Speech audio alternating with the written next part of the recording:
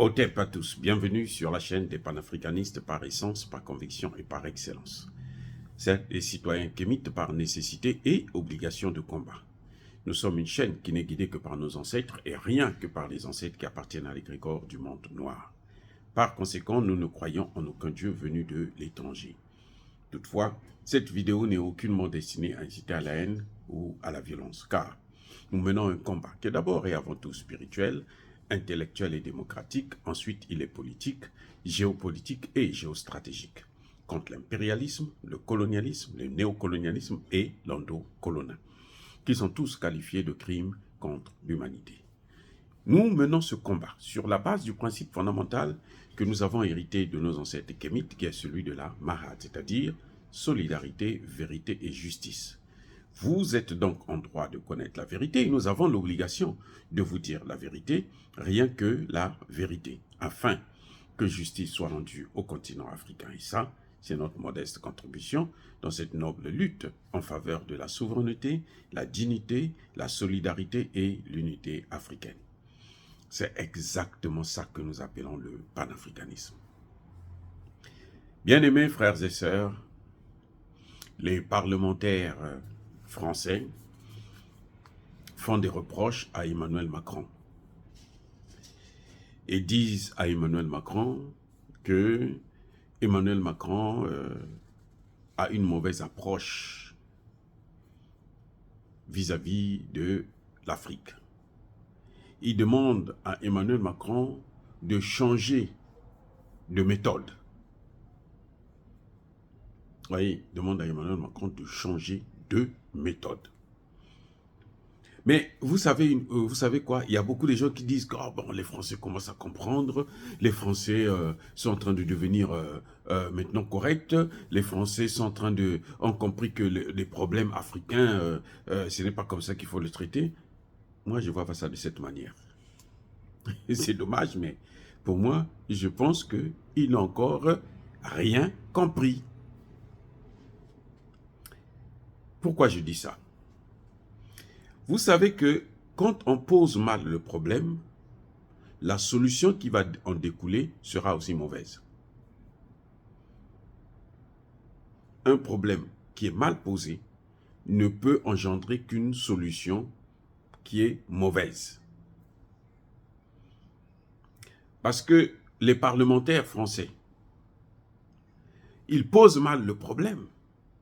Ils ne posent même pas le problème. En fait, ils regardent leurs intérêts. Vous voyez, des parlementaires qui ne comprennent pas le message, la voix de l'Afrique. Ils ne comprennent pas ce que la jeunesse africaine veut dire. Ils pensent à la place de la jeunesse africaine par rapport à leurs intérêts à eux. Ils regardent leurs intérêts, ils disent que les Africains, bon, comment on peut faire pour préserver les intérêts, pour continuer à dominer, à influencer avec cette méthode paternaliste en Afrique. Voilà ce qui se passe. Ce n'est pas que, parce que, vous savez, vous voulez résoudre un problème. Vous avez un problème avec quelqu'un. Même avec votre femme ou votre mari. Il a un problème. La moindre des choses, c'est d'abord l'écouter. Vous voulez régler un problème, écoutez d'abord l'autre. Vous l'écoutez, après maintenant, par rapport à ce qu'il dit, par rapport au problème qu'il pose, vous tentez d'apporter des solutions. Or, les Français, ils ne nous écoutent pas. Ils posent leur problème à eux, pas notre problème. Parce que leur problème à eux, il est différent du nôtre. Mais ce sont eux qui ne peuvent pas vivre sans nous. Donc, quand ils posent leurs problèmes, ils se disent, mais comment nous allons faire pour préserver nos intérêts? Les Africains disent que, mais comment nous allons faire pour avoir notre souveraineté, pour être libre d'engager des projets pour notre développement, pour être libre de changer de partenaire, pour être libre de choisir quel partenaire nous avantage. C'est comme disait l'autre, Yanke Azan a planaillé, Yumape Azana Plonaye. C'est-à-dire, quand le bandit là hein, est en train de se préparer, il fait sa planification, mais le faible, la victime, a aussi son plan. Comment je peux faire pour m'échapper du joug de ce bandit? Vous voyez? Donc, c'est deux choses complètement différentes. Les Français pensent comment il faut préserver les intérêts. Les Africains pensent comment nous devrons faire pour jouir de ce que Dieu nous a donné tout naturellement, nos matières premières. Comment nous devons faire pour que les Français ne puissent plus venir piller nos matières premières et puis s'enrichir et après encore en plus se moquer de nous. Donc, pour les Français, ce qui se passe, c'est que quand ils demandent à Emmanuel Macron de changer de méthode, eh bien, ils sont en train de dire à Emmanuel Macron, il faut tout faire pour que l'après, hein, après tout ce vent-là, puisse être égal à l'avant.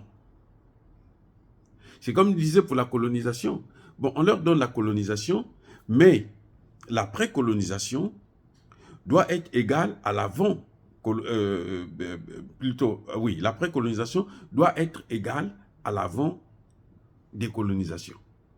Donc, c'est égal à 0.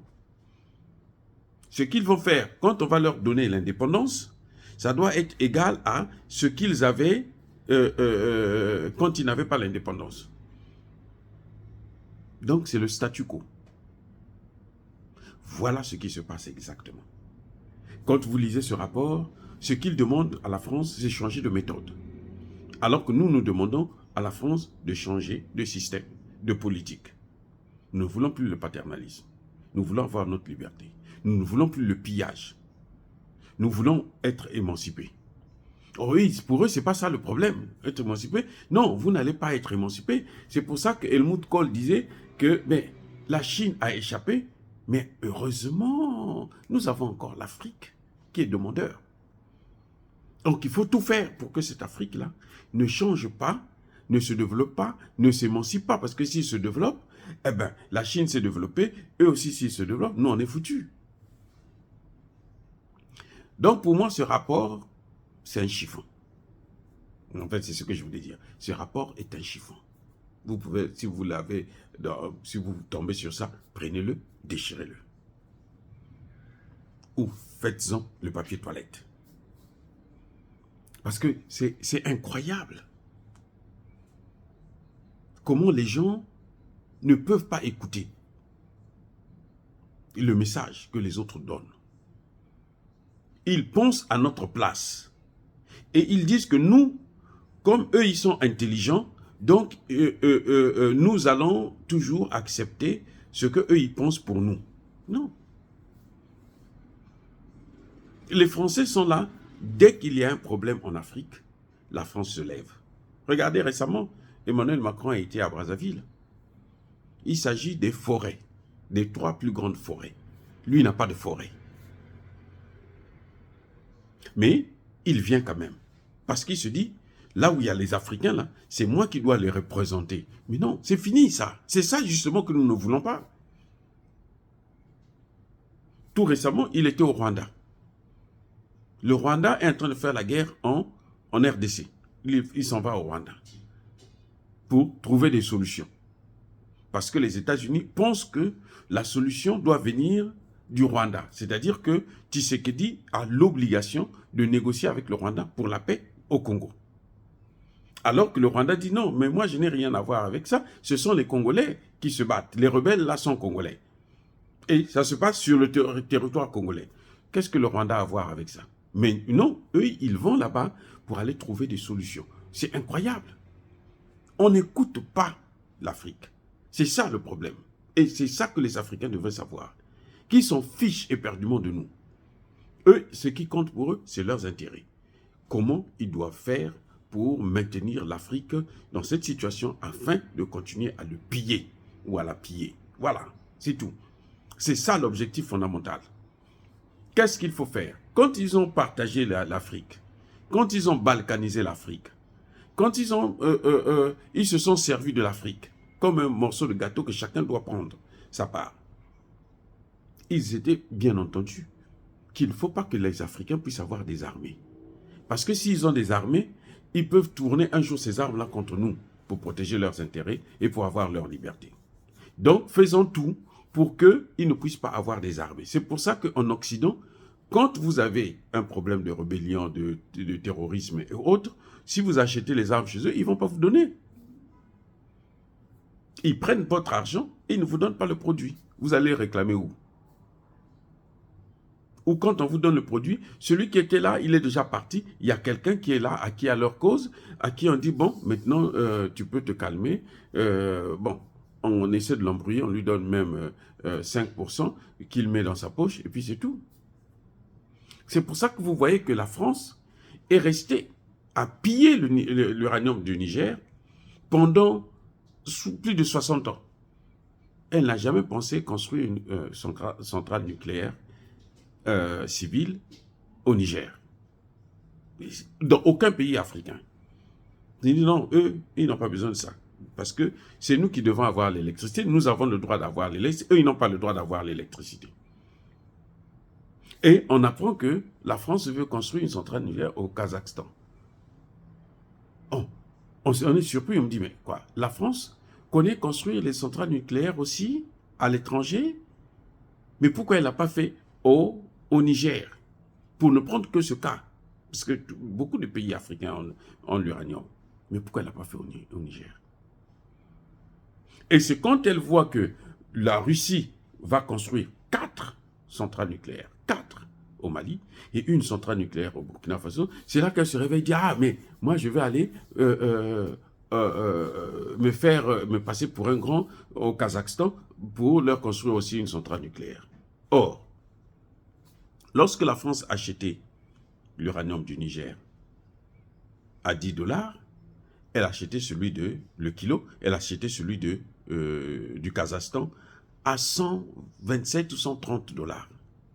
Vous voyez la marge de manœuvre, presque 10 fois plus, alors que, plus de 10 fois plus, mais ça n'a pas de sens. C'est se moquer des gens. Donc là, les parlementaires aussi se réveillent, ils disent, bon, ils font croire qu'ils ont compris la situation. Mais ils ont compris la situation à leur manière. Ils n'ont pas compris notre message. C'est-à-dire qu'ils se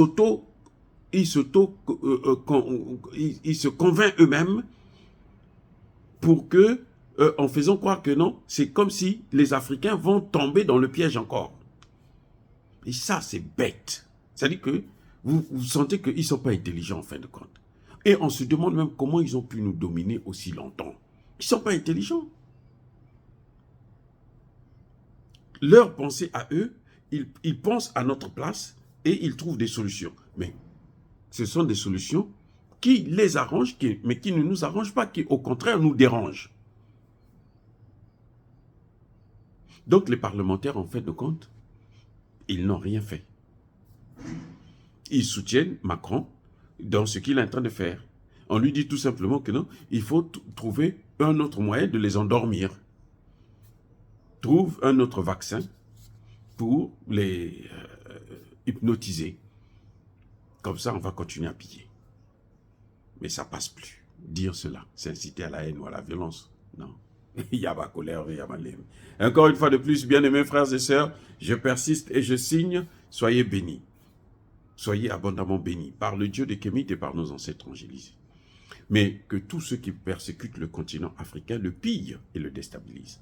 Qu'ils soient noirs, blancs, chinois, arabes, indiens, qui qu'ils soient punis, maudits, foudroyés, neutralisés, écrasés, effacés par ce Dieu de Kémit et par nos ancêtres angélisés. Vive l'Afrique éternelle. J'ai dit et j'assume.